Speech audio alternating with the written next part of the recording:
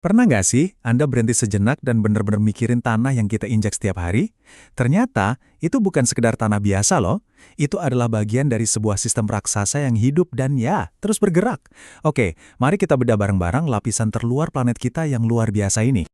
Namanya sendiri sebenarnya udah ngasih kita petunjuk besar, litosfer. Secara harfiah artinya lapisan batuan. Betul, ini adalah kulit bumi kita yang keras dan kaku, fondasi dari semua yang kita lihat di daratan. Dan lapisan inilah yang terus bergerak, seperti yang saya sebutin tadi. Nah, sekarang kita bakal mulai perjalanan kita buat ngerti apa sih litosfer itu sebenarnya dan di mana posisinya dalam struktur planet kita yang super kompleks ini.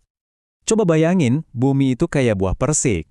Nah, litosfer ini ibarat kulit tipisnya yang dingin dan padat.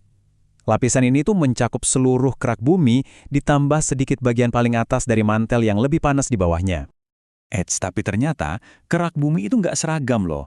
Ada dua jenis utama. Pertama, kerak benua, tempat kita tinggal, yang jauh lebih tebal. Terus ada kerak samudra, yang ada di bawah lautan, ini lebih tipis tapi juga lebih padat. Nah, perbedaan kepadatan inilah yang jadi kunci kenapa benua seolah mengapung lebih tinggi. Oke, kalau litosfer itu lapisan batuan raksasa, terus isinya apa aja dong? Yuk kita zoomin lagi buat lihat blok-blok penyusun utamanya. Pada dasarnya, seluruh litosfer itu disusun sama 3 keluarga besar batuan. Masing-masing ini terbentuk dengan cara yang beda banget dan masing-masing menceritakan kisah uniknya sendiri tentang sejarah planet kita. Kita mulai dari yang pertama, batuan beku. Ini nih bisa dibilang batuan orisinalnya bumi.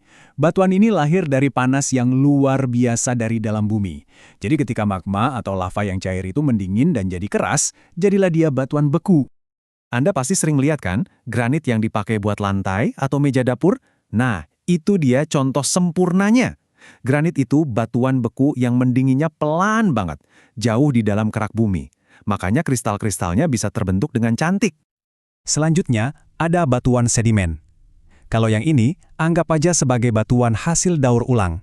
Jadi, serpian-serpian kecil dari batuan lain, pasir, atau bahkan sisa-sisa makhluk hidup, itu ngumpul, terus ketekan, dan akhirnya tersemen jadi satu selama jutaan tahun. Batu pasir, ini contoh yang gampang banget kita bayangin.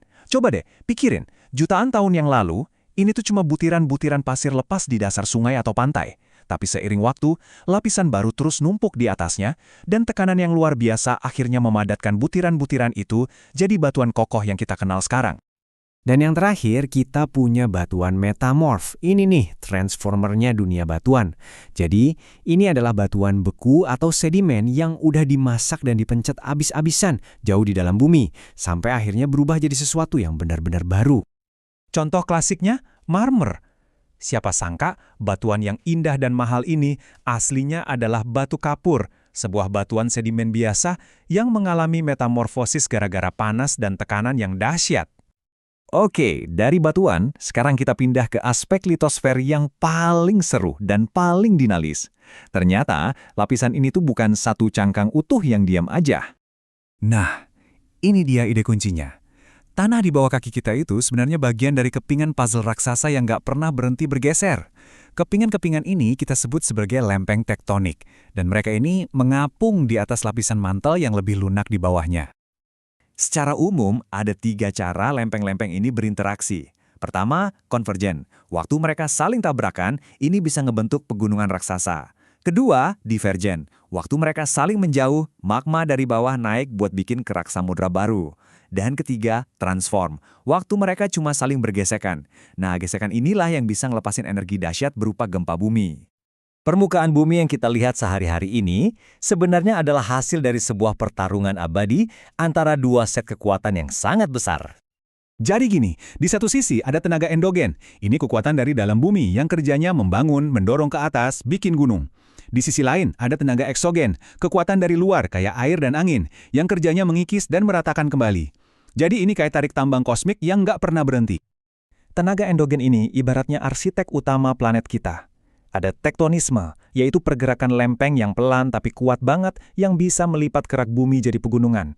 Terus ada vulkanisme, yang secara dramatis membangun daratan baru lewat letusan gunung berapi. Nah, lawannya, tenaga eksogen, ini kerjanya kayak pematung. Air, angin, dan es Tanpa lelah mereka menghancurkan batuan lewat proses pelapukan.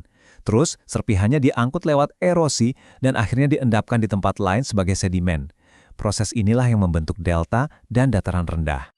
Oke, setelah kita ngobrolin semua kisah geologis yang megah ini, sekarang pertanyaannya, terus apa pentingnya semua ini buat kita sebagai manusia?